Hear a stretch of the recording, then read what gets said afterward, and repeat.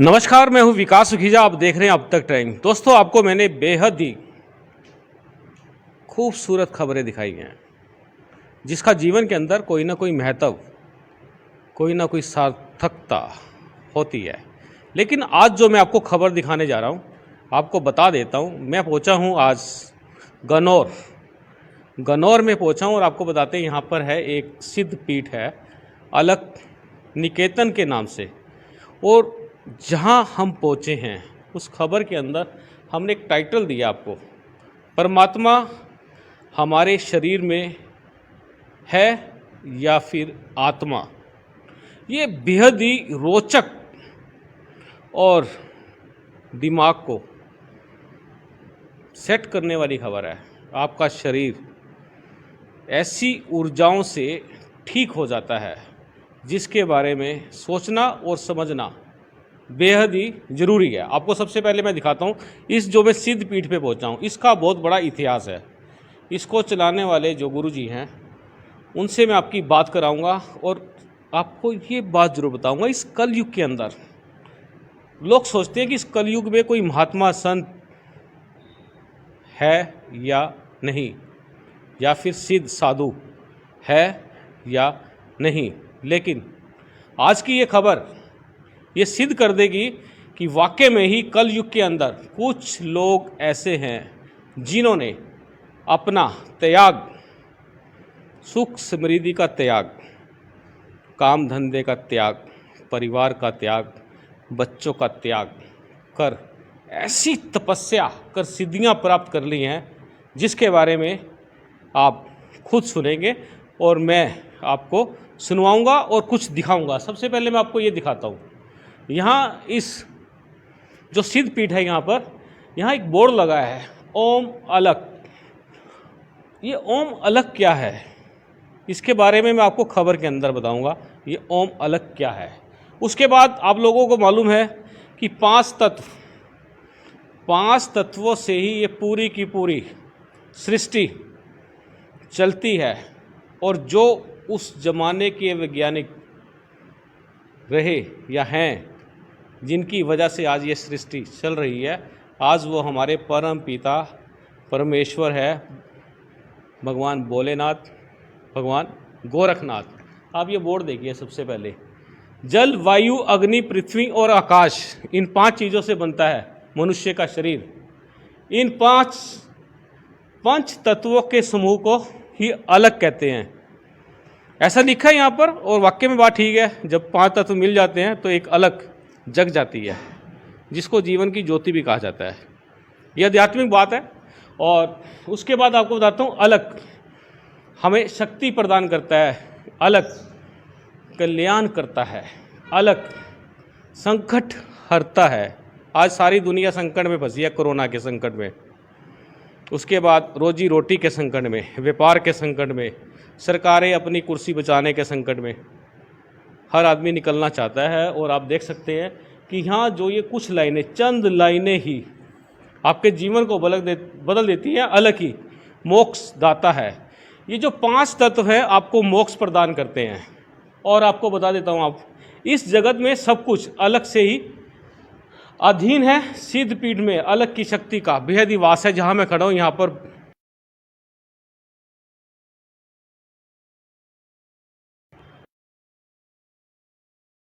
संगत भी बैठी है। एक बार संगत दिखा देंगे। कृष्ण जी, आप संगत दिखा दीजिए। यहाँ संगत आती है। कहते हैं रोते आते हैं, हंसते चले जाते हैं। लेकिन हरियाणा में एक दरबार ऐसा भी है जहाँ लोग रोते जाते हैं और रोते ही वापस आते हैं। वो हम आपको समय समय पे बताएंगे। लेकिन जिस पीठ पे हम लोग यहाँ पहुँचे हैं, यहाँ पर लोग रोते आते हैं, दुखी आते हैं, उसके बाद ठीक होके जाते हैं, हंसते जाते हैं, उसके बाद फिर वो हंसते हंसते जाते हैं। आप देखिए, बेहद ही खूबसूरत यहाँ पर मंदिर भी बना हुआ है, अर्धेश्वर मंदिर। भगवान शंकर और माँ पार्वती, महिला और पुरुष का एक विराट रूप है। इसी से ही संसार बना है। उसके बाद आ जाते हैं माँ भगवती के चरणों में। यहाँ से मांगो कुछ, आपको क्या चाहिए, जो जो मांगेगा उसको वो मिल जाएगा। ये अटूट विश्वास है, मिलता है लोगों को। इनकी बालाजी की तो आपको महिमा पता ही है, जो कह दिया वो कर दिया, और जो कर दिया उसका आपको पता ही है। यहाँ बाबा गोरखनाथ भगवान शंकर, ये दोस्तों ये गोरखनाथ बाबा जी का जो ये आप देख रहे हैं प्रतिमा, यहीं से ही लोगों का उद्धार हो जाता है। एंट्रो बड़ा लंबा है यार, खबर है, क्या करें, आपको दिखानी पड़ेगी। उसके बाद देखिए सृष्टि रचयिता भोलेनाथ। आज मुझे एक बड़ी ही खूबसूरत बात पता लगी है कि ये उस ज़माने के वैज्ञानिक हैं, साइंटिस्ट हैं, जिन्होंने 5 तत्वों से हमको बना दिया, आपको बना दिया। उसके बाद आ जाए, यहाँ महर्षि बैठे हैं, कौन से माँ जी? अच्छा, गोरखनाथ जी के गुरु हैं महाराज जी, क्या नाम है महाराज? मच्छिंद्र नाथ जी। मतलब आप देखो, बाबा गोरखनाथ जी के गुरु, हम गोरखनाथ जी तक तो पहुंच जाते हैं, हमें पता चल जाता है, लेकिन जब उनके गुरु की बात होती है तो आप उनके दर्शन करिए। कृष्ण जी एक बार अच्छे से दर्शन कराओ। और मैं सब लोगों को कहूँगा इस खबर के अंदर जयकारा लगा दो और कमेंट्स में लिख दो जय गोरखनाथ। सीधी बात करेंगे, जो इस संस्थान को चलाते हैं, सिद्ध पीठ को चलाते हैं, सिद्ध साधक हैं सुशील जयकमल जी। आपको बताता हूँ, सुशील जयकमल जी, राजकमल जी, सॉरी, सुशील राजकमल जी, इन्होंने आखिरकार इस समाज का भला करने के लिए कितना बड़ा योगदान, बलिदान देने के बाद पिछले 20 सालों से इस सिद्ध पीठ में समाज कल्याण की सेवा कर रहे हैं। हम पहुँचे हैं यहाँ पर, स्पेशल पहुँचे हैं स्पेशल कवरेज के लिए। सबसे पहले सुशील जी के दर्शन करो दोस्तों। इनसे आज आपको मैं ऐसी चीज़ें दिखाऊंगा, सुनवाऊंगा, जिसके बाद आपके दांतों के नीचे, यानी दांतों के बीच में उंगली फंस जाएगी और बिना चटकारे के बाहर नहीं आएगी। महाराज जी, सबसे पहले अब तक टाइम्स की तरफ से आपको बहुत बहुत प्रणाम है, नमस्कार है। प्रणाम आपको भी, और सिद्ध पीठ की ओर से ओम अलग। ओम अलख जी, ओम अलख है जी आपको। हाँ, यहीं से शुरू होता है। ओम ओम का उच्चारण ही गुरु जी, ओम का उच्चारण कहते हैं बड़ा ओम आदमी की आत्मा को शुद्ध कर देता है। जी, ओम शक्तियों का शक्तिदाता है। जब सिद्ध पीठ में कोई भी इंसान जुड़ता है तो वो ओम अलग का आह्वान करता है, और जिस आदमी को हम शक्तिपात करते हैं, इसमें बहुत लंबा विषय होगा जब आप बात करेंगे, तो ओम शिव करके शक्ति का आह्वान करता है। जब हम ओम श्वास क्रिया के द्वारा ऊपर खींचते हैं तो नाभि चक्कर से उठकर हमारी आत्मा को टच करते हुए, हमारी आत्मा को स्टैंड करते हुए, हमारी जो ज्ञान इंद्रियां हैं उनको जागृत करता है। हम ऊपर की ओर ले जाते हैं, और जब नीचे श्वास को छोड़ते हैं तो शिव करते हैं, ताकि ये ज्ञान इंद्रियां आत्मा से अटैच होकर हमारी नाभि चक्कर को जागृत करें, और परमात्मा के सामने खड़े होते हमारा मेडिटेशन शुरू हो जाता है। महाराज जी, आज का टाइटल जो हमने दिया कि परमात्मा जी, हमारे शरीर से जुड़ा है, या फिर वो आत्मा जिसको आत्मा राम कहते हैं? जी, परमात्मा हमारी आत्मा से जुड़ा हुआ है, शरीर से तो कर्म जुड़े हुए हैं। शरीर तो एक तरह का इंस्ट्रूमेंट है जो परमात्मा ने हमें कर्म करने के लिए दिया, और जैसे ही शरीर से कर्म करते हैं वैसे ही हमारी विल पावर, जो हमारे शरीर में आत्मा के रूप में विराजमान है, वो रूप लेती है। अच्छे कर्म करते हैं तो आत्मा मजबूत होती है, बुरे कर्म करते हैं तो विल पावर वीक होती है, आत्मा मलिन होती चली जाती है। और जब आत्मा बहुत मलिन होती चली जाती है, वीक हो जाती है विल पावर, तो हमारे अंदर श्वास क्रिया के द्वारा आत्मा करती क्या है हमारे शरीर में, जो इस वायुमंडल से हम श्वास क्रिया के द्वारा श्वास ले रहे हैं, उसको फिल्ट्रेशन करके नेगेटिविटी ना आने दे। जिसकी आत्मा विल पावर मजबूत है, जब श्वास क्रिया के द्वारा आदमी सांस लेगा तो कोई भी नेगेटिविटी बॉडी में नहीं आएगी, जिससे आदमी बीमार नहीं होते। और जिनकी विल पावर वीक है, तो इस ब्रह्मांड में ऐसी काफ़ी ऐसे विकार हैं, रासायनिक विकार नहीं कहूँगा मैं, ऐसे विकार जो मेडिकल बेस पे काफ़ी लोग आपने देखा होगा बीमार होते हैं, रिपोर्ट में नहीं आता, और उनके शरीर में पेन होना, सिर में पेन होना, ऐसे काफ़ी लोग दवाइयाँ खा खा के मर जाते हैं। पर मेडिकल बेस पे रिपोर्ट्स इग्नोर करती हैं कि इस आदमी को कोई बीमारी नहीं। तो ऐसे विकार जिनकी विल पावर वीक है, श्वास क्रिया के द्वारा हमारे शरीर में प्रवेश करते हैं और हमारी बॉडी में कहीं भी पड़ाव डाल देते हैं। जैसे घुटने में डाल दिया, घुटने में पेन होना शुरू हो गया। और मेडिकल साइंस के पास आज के दिन पेन का कोई ट्रीटमेंट नहीं है। पेन किलर देते हैं, अगर लगातार आप खाओगे कुछ दिनों में आपके लीवर को इफ़ेक्ट करेगी, किडनी को करेगी, परेशान हो जाओगे आप।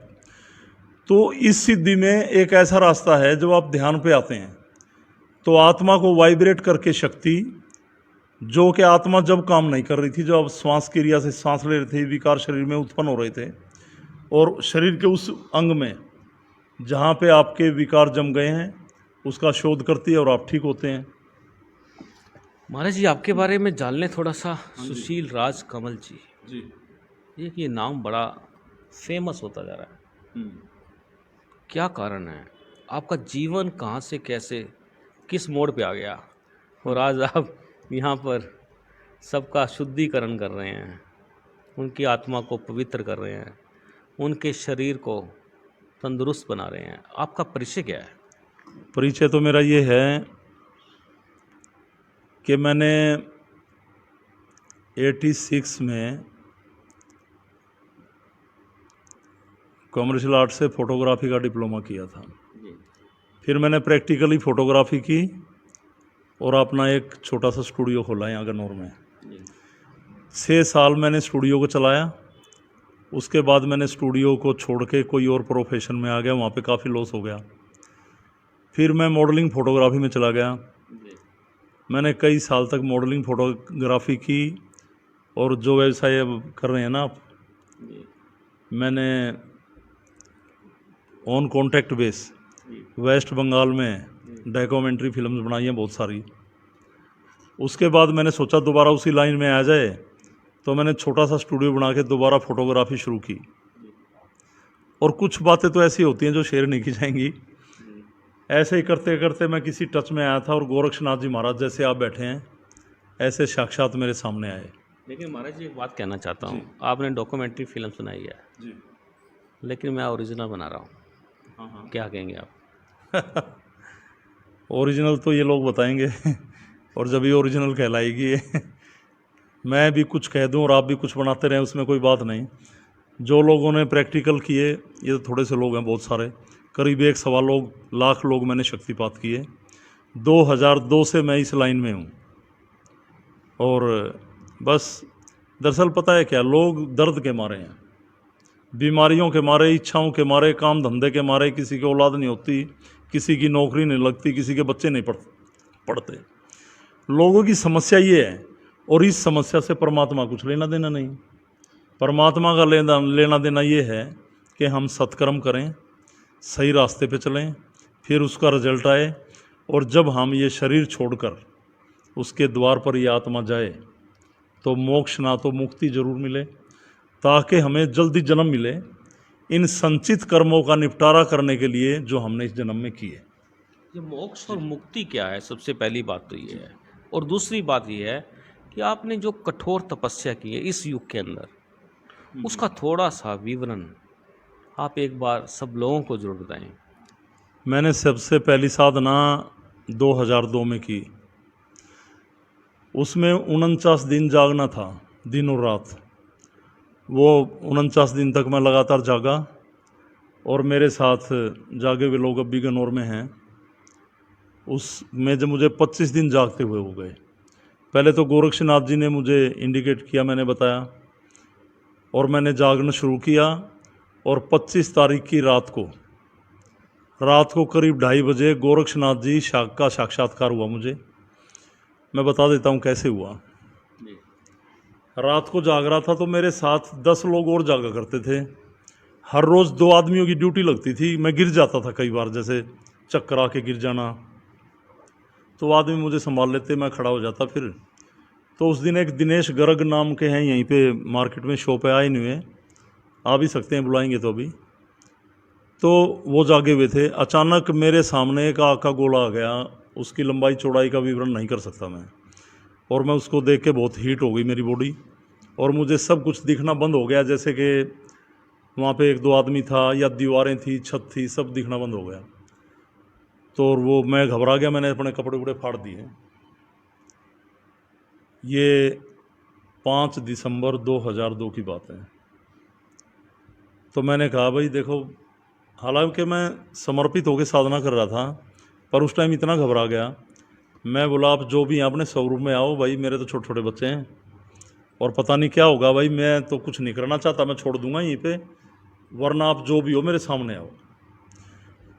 तो एकदम से एक संत की ऐसी आकृति बनी भगवा वेश में, उसने हाथ में चिमटा ले रखा था और वो मेरे सामने पूरा ज़मीन से 2-2.5 फीट ऊपर खड़े हुए और उन्होंने कहा मैं गोरखनाथ हूँ, मुझे तो पूरा नहीं पता था, और मांगो क्या मांगते हो आप, मैं खुश हूँ आपसे। अब मैंने सोचा भाई मांग ले अपने बच्चों के लिए, पढ़ाई धन दौलत, अपना कारोबार चलाने के लिए, सब जो सब मांगते हैं, जो सब मांगते हैं। जो सब फिर हाँ, फिर मैंने सोचा फिर मैंने सोचा जी मुझे 3 दिन का टाइम दे दो। ये सारी ताकत बोलने की इनकी दी हुई थी, नहीं तो आदमी ऐसे बोल नहीं सकता। तो इन्होंने मुझे 3 दिन का टाइम दिया और इन्होंने बताया कि आप इस तरह से आह्वान करना और मैं प्रकट हो जाऊंगा। मैंने रात के 2:30 बजे फिर आह्वान किया 3 दिन बाद, और गोरक्षनाथ जी फिर प्रकट हो गए। ट्रायल किया आपने पूरा? ट्रायल किया, और पहले आउटलाइन बनती थी, फिर उसमें कलर आना शुरू होते, फिर उसके पूरे फिगर बनते, डिटेल आती पूरी फेस की, आंखें, नाक वगैरह। तो फिर मैंने बात की, मैं बोला जी मुझे तो डाउट है आप कौन हो, पता नहीं भूत प्रेत जिन्नात क्या। महाराज जी बैठे हैं और यहाँ पे बैठे हुए 1-2 आदमी जरूर ऐसा होगा जिसने गोरक्षनाथ जी को देखा हो, और प्रैक्टिकल करते हैं लोग, वाइब्रेशन होती है मोस्टली लोगों को, यहाँ पूछ सकते हैं आप किसी को, फीलिंग होती है। उनको बुला लूँ मैं अपने पास जिन्होंने देखे हैं? देखे हुआ तो यहाँ पे जिसको दर्शन हुए यहाँ इस टाइम शायद ना भी हो, है वैसे, पर वो फैमिली मेम्बर है इसलिए। हाँ इसको देख, ये बैठा है, बता। अच्छा। ये इसने, ये बाबूराम है एक तो। ये बाबूराम है एक। बाबूराम से आपकी बात कराऊंगा दोस्तों, जिसका नाम ही बाबूराम हो, उनको बाबू तो दिख ही जाएंगे। क्या कहोगे आप? हाँ हाँ बिल्कुल, वो तो अपने प्रैक्टिकल शेयर करेगा ये, जो इन्होंने दिखा। कोई भी ऐसा आदमी नहीं है कि, और आप भी अचानक आए हो आज। तो मैंने बात की, मैंने कहा जी आप किसी भी आदमी को दर्शन दो और बात करो, मैं जब मानूंगा, और नहीं तो मेरा तो पीछा छोड़ो। मैं 3 दिन रात तक पागल रहा बिल्कुल।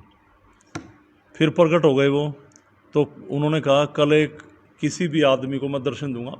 ये जो मैंने शुरू किया ना, ये एक स्टूडियो में किया था। हाँ, स्टूडियो पे ही धीरे धीरे काम को बंद किया। तो ऐसे ही एक परिक्रमा लगा रखी थी मैंने, ये शिवलिंग है, इसकी भी लोग परिक्रमा करते हैं। तो मैं ऐसे नाथ जी की जोत लगी हुई थी, मैं बैठ के बोल रहा था महाराज जी, तो मुझे कोई जवाब नहीं आ रहा था, नहीं तो जवाब आता था। तो एक लड़की थी, अनपढ़ गवार, बिल्कुल बिल्कुल अनपढ़, और रंग की बिल्कुल काली, और शक्ल भी मतलब जितने लोग आ रहे थे सबसे बिल्कुल ऐसी होगी उसकी, और सूखी सी, वो बार बार है ना यूँ चारों तरफ देख रही, पता नहीं। उसका नाम था पिंकी, और वो हथवाला गांव की थी, आज भी जिंदा है, जोगियों की लड़की है। और उस लड़की को जानने वाला आदमी यहाँ बैठा है, राजकरण, इन्होंने भी देखा उस लड़की को। तो वो लड़की कह रही है गुरुजी बात करनी है। मैं बोला क्या करनी है? बोले आप जब कह रहे हैं नाथ जी, तो आवाज़ आ रही, हाँ बोल, तूने ही तो कहा था आप किसी से बात करो। तो उस लड़की को मैंने खड़ा किया, तो मैं बोला कौन बोले? उन्होंने कहा मैं गोरखनाथ बोल रहा हूँ। तो उस लड़की को पहला केस था जिसको पहले शक्ति दी, उस लड़की को दिखाया कि इसमें आत्मा है, इसमें ये है, इसमें ऐसा है, इसमें ऐसा है। तो ऐसे ही काफ़ी लोगों में, 100-150 लोगों में ऐसी शक्तियाँ आई। ये नहीं सपने में देखा, आंख बंद करके देखा, आंख खोल के देखा कि यहाँ दीवार में से आवाज़ आ रही,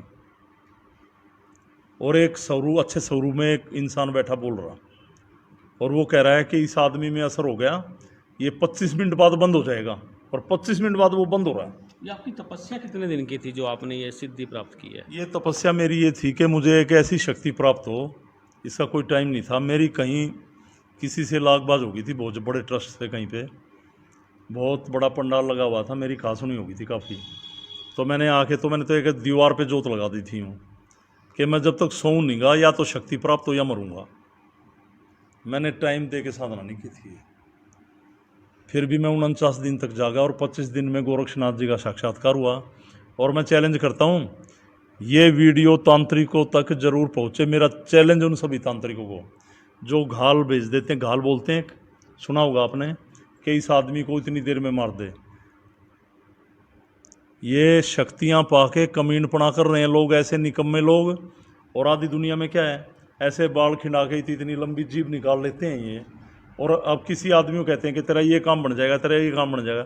अब माता आ रही है, वो कह रही है काम बन जाएगा, और काम ना बना तो भ्रम में डाल रहे हैं, मतलब कुल मिला के। भ्रम में नहीं डाल रहे, वो पूरे हमारी पूरी शक्तियों का शोषण कर रहे हैं, हमारी शक्तियों खत्म कर रहे हैं। सनातन खत्म हो गया, वो फंड तो उसने तो फंड करके पैसे कमा लिए, जा तेरा 15 दिन में कट जाएगा, ये तेरा 15 दिन में ये कोर्ट से विजय प्राप्त हो जाएगी। और ना हुई तो फिर महाकाली में तो आग लगा दो फिर तो, खड़े करके। महाकाली थी वो। अगर महाकाली तो इतनी बड़ी शक्ति है, अगर एक बार यूं कह दिया ये होगा तो होगा। महाकाली माता सनातन धर्म की एक धरोहर है, एक नींव है, हैं? तो महाकाली नहीं थी। जिसमें महाकाली खेल रही थी, मैं उसी में कह रहा हूँ, उस महाकाली को जो खेल रही थी, फंड हो रहा था, उसमें आग लगा दो, ना के महाकाली में। ठीक है ना? तो ऐसी क्रियाएं, चौराहे में रखवाना, गले में ताबीज बांध देना, यादें तो ये जिनमें गलत हवाएं खेलती है ना, मैं लोगों को बार बार समझाता हूँ, ये लोग साइकोलॉजिकली परेशान हैं, मेंटली परेशान, सब नहीं, पर मैंने 70%, कुछ नहीं, 70%। जब यहाँ पे लोग ऐसे हिलने लग जाते हैं, मैं कहता हूँ ओए तू शरीर को रोक, सीधा खड़ा हो, वो सीधा खड़ा हो जाता है। तो वो सीधा क्यों खड़ा हो जाता है? जब उसमें गलत चीज़ खेल रही है। तो पहले ही ना से शरीर को रोक ले। आप शराबियों की तरह क्यों तमाशा कर रहे भाई? जो बातें दिमाग में वास कर लेंगी, हमारे दिमाग में भय बढ़ जाएगा, हमारे दिमाग में बार बार, एक जैसे इंसान होता ना जिसको खारिश होती है, खाज की बीमारी, और वो खाज की बीमारी 20 साल लग जाए और उसकी खाज ठीक हो जाए, उसकी तो दुनिया उजड़ गई, सोच लो। वो तो बड़ा मज़ा लेता था खारिश करके। ये हाल इनका है, जिनमें ये खेलते हैं ना, और ये बंद हो जाए खेलने, तो ये तो कई बार तो अपने आप भी कर दें यूँ। राजकमल जी, मेरा एक प्रश्न इसमें उत्पन्न हो गया है। तो ये खाज की बीमारी और दूसरी राज की बीमारी, तीसरी बात कहते हैं जितना मज़ा खाज का खुद को आता है ना, उतना राज का मज़ा भी खुद को आता है। ये क्या है? ये जो मज़ा खाज में है और राज में नहीं है, ऐसे है, ऐसे है। तो वही तो कह रहा हूँ, ये खारिश खत्म हो जाए तो जब भी 5-4 बार यूँ कर ही लेगा, चाहे वो भी ना, बड़ा मज़ा था भाई, कहाँ गई तू, हैं? तो ये सिस्टम है इन लोगों का। तो मैं लोगों को ये कहता हूँ, ये जो स्थान लगा रखा है, कई लोगों में खेलती हैं, भारी गलत चीज़ें हैं, तो मैं कहता हूँ फिर भी शरीर को रोकें। जो बॉडी में हमारे में गलत चीज़ है और वो मुंह कर रही है हमारी बॉडी को, उसको हम मुंह करने का मौका ना दें, रोक दें शरीर को, श्वास को भी रोक दें, उसका दम घुट जाएगा, वो मुक्ति मांगेगी। और हम उसको जगह देंगे मूवमेंट करने के लिए, श्वास छोड़ने के लिए, जैसे चीख मारना, ऐसे अड़कारे लेती हैं गलत चीज़ें। आप इसको रोक के देखो, शक्ति वो लगे टूटने लग जाएंगी बॉडी के अंदर। और ये तो मैंने डिवाइन पावर से मेडिटेशन चला रखा है। गलत चीज़ें किसी में आत्मा एक बार बोलेगी और मुक्ति पाएगी, वो दोबारा नहीं बोलेगी, ये गारंटी है। जैसे तांत्रिकों की चौकी पर लोग जाते हैं, उनमें आत्माएं बोलती हैं, जीवन भर एक आत्मा बोलती रहेगी। कोई मरा हुआ, मान लिया किसी का नाम सरोज है तो मैं सरोज बोल रही हूँ, किसी का नाम बलबीर है तो कहेगा मैं बलबीर बोल रहा हूँ, और वो जिंदगी भर वो ही बोलता रहेगा। यहाँ पर एक आत्मा अगर मुक्त हो गई, वो दोबारा नहीं बोलेगी। मुक्त, धागा तबीज बांध के उसको अंडर प्रेशर नहीं किया जाता, मुक्ति है। महाराज जी, बड़े बड़ंबर रचे जाते हैं, जादू, टोने, टोटके और तांत्रिक क्रियाएं, कुछ चीज़ें छोड़ देना, कुछ को पकड़ लेना, ये इस तरह के जो समाज के अंदर भ्रम उत्पन्न किए जा रहे हैं और लोग बड़े परेशान, उनके चुंगल में फंस जाते हैं। तो ये सच्चाई क्या है इसके अंदर? सच्चाई तो यही है, देखो जिस चीज़ का जिक्र इस धरती पे है, ज़्यादा नहीं तो कम है, ज़रूर जिक्र वैसे ही नहीं होता, कुछ है।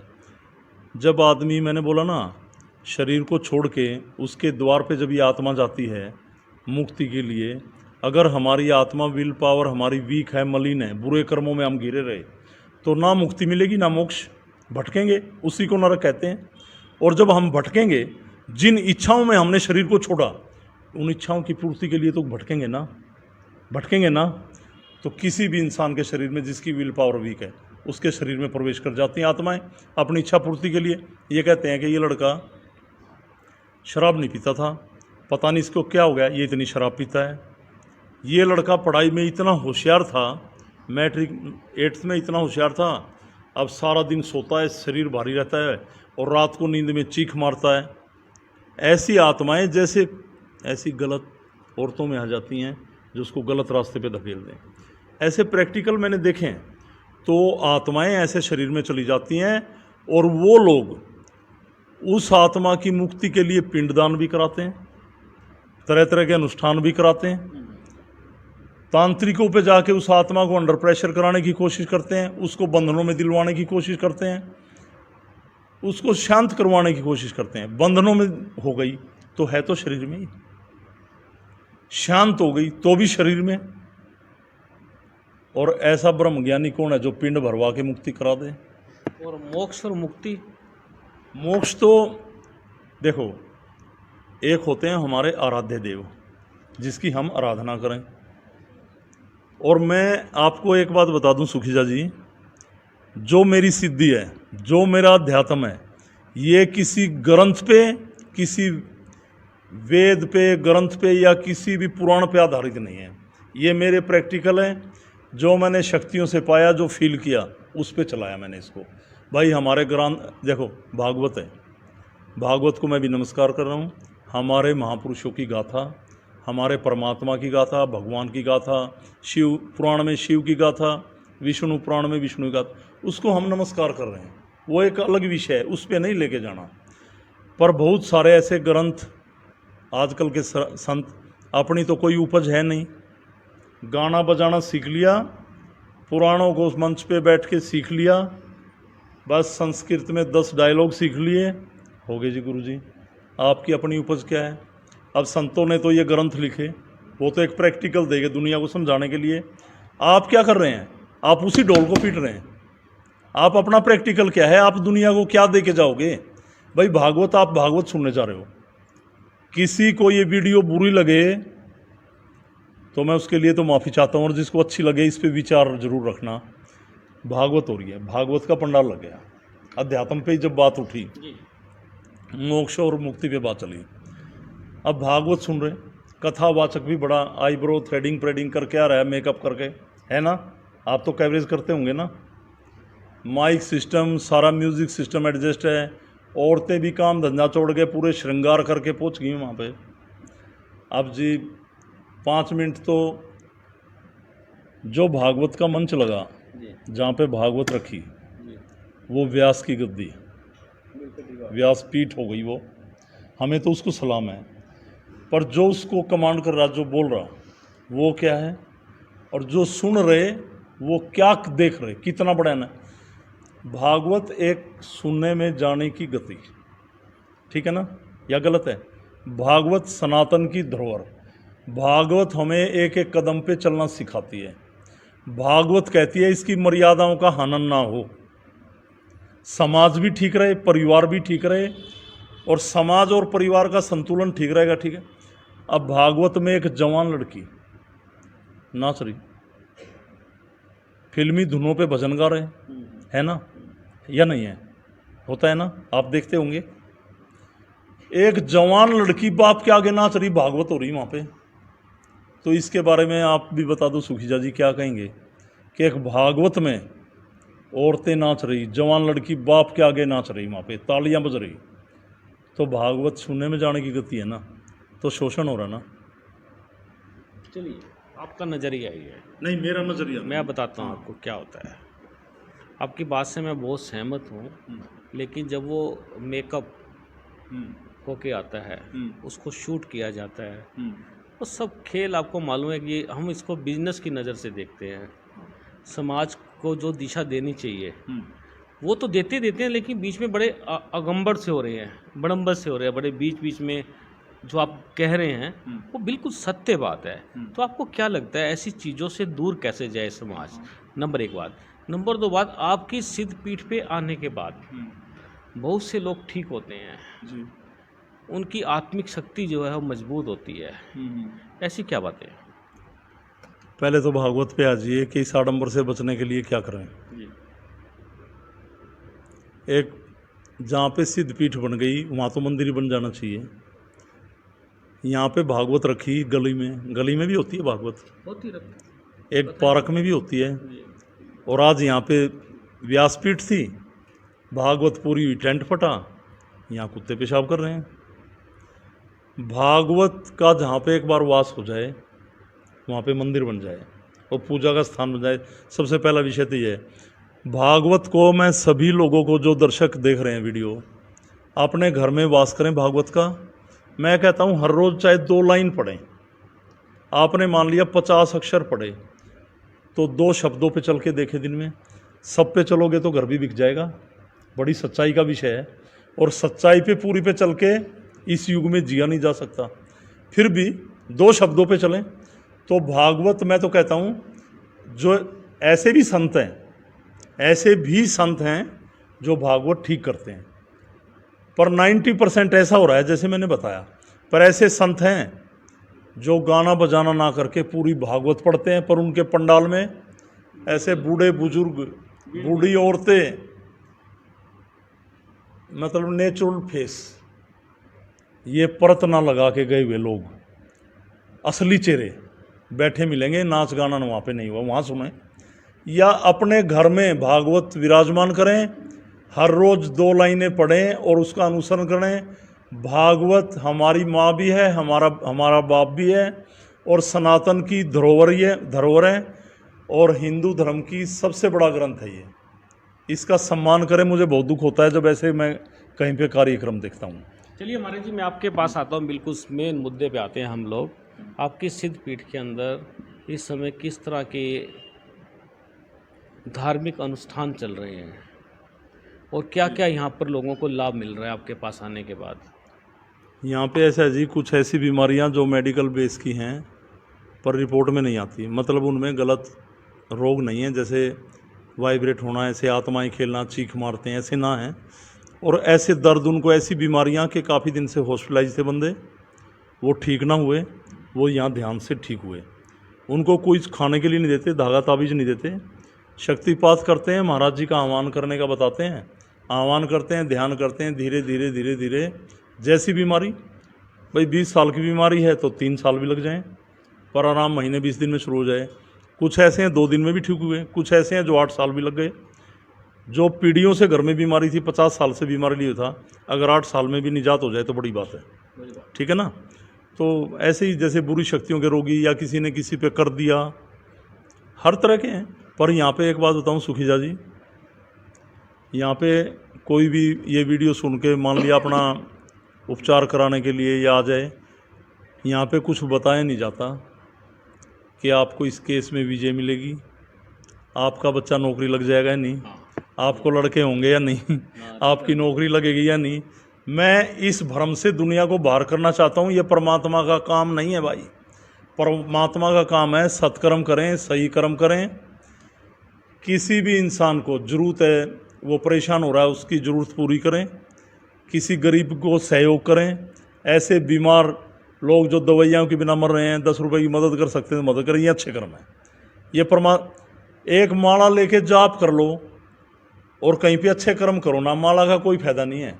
ये तिलक लगा पे ज़िंदगी भर जाप करते रहना, कुछ नहीं फ़ायदा, क्योंकि जाप तो आत्मा से परमात्मा तक पहुँचेंगे ना। आत्मा बीच में मीडिएटर है ना हमारे और इस शरीर के और परमात्मा के। तो आत्मा तो मर गई, और जिसकी आत्मा मर गई, हाँ, आत्मा मर गई तो मरा हुआ औरों में बढ़ता घूमेगा, और क्या है। आत्मा मर गई, इच्छाएं जाग गई। क्या मैसेज क्या देंगे आप जनता को? इच्छाएं, सबसे पहले तो आपने मान लिया दिन में इतना पैसा बेईमाने से, लूट खसोट से, मर्डर करके, डकैती करके, किसी के गला काट के, जुर्म करके कमाया और आप खुश हुए, और आके आप रात को सोए, कह रहे हो खास तो। पर नोट करना, हर आदमी के साथ है, आपके साथ भी होता होगा, आपके साथ भी एक अंदर से जरूर आवाज़ आती है यार किया तो गलत। ये हर एक को आती है। कोई मर्डरर है, कोई जेब कतरा है, कोई भी आएगी। अंदर से सेटिस्फाई नहीं है वो आदमी। अंदर से तो उसको ऐसे ऐसे हो रहा है कि भाई बड़ा जुर्म हुआ, तूने गलत किया, पर उसको इग्नोर करता है। अरे छोड़ना, क्या किसी ने देखा है, लो मौज लो बच्चों को, ये फिर बच्चे भी उसी रास्ते पे चलते हैं। नहीं, ऐसे लोगों के साथ होता क्या हमारे जी, जो लोग ऐसी चीज़ों को गलत करते हैं, किसी का शोषण कर लेते हैं, मौके का फ़ायदा उठा लेते हैं, उसके बाद उनकी आत्मा उनको झंझोरती है। ये आदमी लोग अपने आप को मेंटेन कैसे करते हैं फिर? वो इस पोजीशन में आ जाएंगे, मेंटेन कर ही नहीं सकेंगे।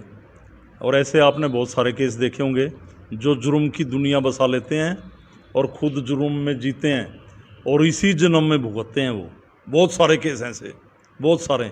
और ऐसे क्रिमिनल्स 20 साल की ज़िंदगी, 15 साल की ज़िंदगी। एक क्रिमिनल्स क्राइम कर दे और उसकी एसपी के पास रिपोर्ट कर दो, शहर छोड़ के भाग जाएगा। हैं, क्या फ़ायदा हुआ? करोड़ों कमा के आबाद किया था महल, घूमेंगे। मैं तो कहता हूँ क्राइम कोई भी लोग कर रहे हैं, पर अपने बच्चों को अच्छे रास्ते पे लाएं, अच्छी शिक्षा दें। तो जब हम बुरे कर्म करते हैं तो मन करवा रहा है। जितनी इच्छाएं जागृत होंगी मन की उत्पत्ति होगी। अगर आप मन को मारोगे तो आत्मा जागृत हो जाएगी, और आत्मा जागृत पूरी होगी तो गलत काम करने से आपको हर स्टेप बाय स्टेप रोकेगी कि आप गलत काम ना करो, और आप परमात्मा की तरफ बढ़ेंगे। तो मन को मारें, इच्छाओं का दमन करें, आत्मा जागृत हो जाएगी, आप खुद ही ठीक हो जाओगे। बिल्कुल ठीक है महाराज जी, आपने हमसे बात किया, बहुत बहुत मैं आपका धन्यवाद करता हूँ। जिस तरह से आपने आज लोगों के सामने सच्चाइयों को रखा है, इसके लिए आपका बहुत बहुत धन्यवाद। दोस्तों, आपको बताते हैं यहाँ पर एक दो लोग ऐसे भी हैं जिनसे मेरी बात हुई है। एक आधे व्यक्ति से तो आपकी मैं बात कराऊंगा कि जिस तरह से महाराज जी का कहना है कि जो ये जादू टोने टोटके जो ये होते हैं, इनसे बचना चाहिए। मैं एक बात और सुखी जी कहना था, गोरखनाथ जी, देखिए मैं सभी साधु संतों को प्रणाम करता हूँ और जहाँ पे भगवान दिख जाए उसका आदर भी करता हूँ, और भगवान के नाम से कहीं छोटा सा मंदिर बना वहाँ भी मत्था झुकाता हूँ। पीर मजार कोई भी हैं, पर गोरखनाथ जी को लोग कहते हैं बाबा। पहले तो किन्हीं लोगों से पूछ लो बाबा का अर्थ क्या होता है। अब मैं इस आदमी से कह रहा हूँ भाई 4 दिन मेरे साथ चल, काम है। ये आदमी तुरंत मेरे को ये कहेगा मैं बाबा थोड़ी ना हूँ यार, मेरे तो बाल बच्चे हैं, घर हैं, और ये पूरी सृष्टि जिन्होंने बसाई ये बाबा। गोरखनाथ जी एक आध्यात्मिक साइंटिस्ट हैं, आध्यात्मिक वैज्ञानिक। गोरख नाम नहीं है, उपाधि है। और ये कहते हैं ना गोरख 10वीं सदी में हुए, गोरख ऐसा पैदा हुए, ना ना ना ना। गोरखनाथ जी एक पढ़ने का विषय नहीं है, एक जानने का विषय है, एक पहुंचने का, उसकी गहराई में डीपली। गोरख का अर्थ है जिसकी जड़ का पता नहीं, जिसके चेतन का पता नहीं कि ये कहाँ से शुरू हुआ और कहाँ जाके ख़त्म होगा। ये पूरा ब्रह्मांड गोरख है। गोरख का मतलब है जिसका कोई पता ना, जिसका पार ना पाया हो, उसे गोरख कहते हैं। और जब ये आपने ये प्रतिमाएं दिखा रहे थे तो आपने वहाँ पे कहा कि ये गोरखनाथ जी, ये शिव, ये मच्छिंद्रनाथ जी, ये मच्छिंद्रनाथ जी गोरखनाथ जी के गुरु। और आपको एक और बात बता दूं, गोरखनाथ जी मच्छिंद्रनाथ जी के भी गुरु। अच्छा, हाँ, दोनों एक दूसरे के। दोनों। ये शिव गोरक्ष हैं, शिव मच्छिंद्रनाथ जी के गुरु हैं, और गोरखनाथ जी और मच्छिंद्रनाथ जी गोरखनाथ जी के गुरु हैं। तो शिव ही गोरख हैं और गोरख ही शिव हैं। ये 9 नाथ हुए। वो कहते हैं ना सत्यम शिवम सुंदरम। मैं कहता हूँ ये 9 नाथ हुए। मच्छिंद्रनाथ जी ने गोरखनाथ जी को दीक्षा दी, और गोरखनाथ जी ने ऐसी तप किए और अपना पूरा जीवन काल हजारों बरस तक तपस्याएं की, धुएं जागृत किए, और आखिर में गुजरात के अंदर, सौराष्ट्र में, जूनागढ़ में, और जो गिरनार पर्वत है वहाँ से अंतर्ध्यान हुए। करीब 400 साढ़े 400 साल पहले की बात है बस, जब गोरखनाथ जी अंतर्ध्यान हुए। तो वहाँ पे कभी आप जाएंगे तो मैं ही ले चलूँगा, शायद ऐसी जगह है वो। वहाँ पे महाकाली से सिद्धि करवाई गोरखनाथ जी। महाकाली गोरखनाथ जी की शिष्य है। सबसे पहले शिव का स्थान, फिर 10,500 सीढ़ियाँ चढ़ेंगे। एक पहाड़ी की टुक बोलते हैं उसको, पर्वत की टुक। इतना सा नीचे से देखेंगे एक कमरा टिका हुआ बस। 10,500 सीढ़ियाँ चढ़ेंगे। वहाँ पे बैठ के गोरखनाथ जी ने 84 सिद्धों को, उन सिद्धों में जैसे बालकनाथ जी भी हैं, गोपीचंद भरतरी भी हैं, 84 सिद्धों को, भैरवनाथ जी भी हैं, 84 सिद्धों को, और जो 9 नाथ थे उनमें इनके गुरुजी भी हैं। 9 नाथों में इन 8 नाथों को गोरखनाथ जी ने दीक्षा की, और दत्तात्रेय जी माँ सती अनसुईया के जो पुत्र हुए उनके साथ जड़ी बूटियों के बारे में विमर्श किया, और उसके बाद पूर्णतया वहाँ से जब देखा कि दुनिया तो बड़ी बदल गई, अंधकार छा गया, अंतर ध्यान हो गए। अभी दर्शन देते हैं, मैंने साक्षात बात की। ऐसे काफ़ी लोगों ने, जैसे बाबू राम जी से बात करेंगे, इन्होंने बात की, गोरखनाथ जी की आवाज़ भी पहुँचती इन तक, तांत्रिक जैसे इनके पीछे लगे थे। तो गोरखनाथ जी ने पूरे ब्रह्मांड पे, पूरे वनस्पति जगत पे, नदी नाले खेत खलियान, ये पर्वत, ये जल वायु अग्नि जो भी है, सब पे रिसर्च की और अलख की उत्पत्ति हुई। तो गोरखनाथ जी अलख हैं। कहते हैं ना अलख निरंजन, अलख का मतलब पंच तत्व, निरंजन जागृत रहे। ये बाबा जब घर के बाहर आके कहते हैं अलख निरंजन, ये कहते हैं इनको तो पता नहीं, इन्होंने तो पाड़ा पड़ रखा है। जो पूरे संत हैं बाबा हैं उनको तो पता है, पर आजकल कई ऐसे ही हैं, चलो मांगना खाना है, अलख निरंजन बोल दिया। अलख निरंजन का मतलब है आपके द्वार पे पंच तत्वों की शक्ति जागृत रहे। निरंजन का मतलब जागृत। मैं भी आपको गुरुजी अलख निरंजन करता हूँ जी, ओम अलख। दोस्तों, ये ओम अलख आप देख रहे हैं अब तक टाइम्स का ये स्पेशल प्रोग्राम था। दोस्तों, इस कार्यक्रम को दिखाने का उद्देश्य यही था कि आप लोग किसी भी भ्रम में मत जाएं, सीधा अपनी आध्यात्मिक शक्तियों से बात करें और अपने जीवन को सफल बनाएं।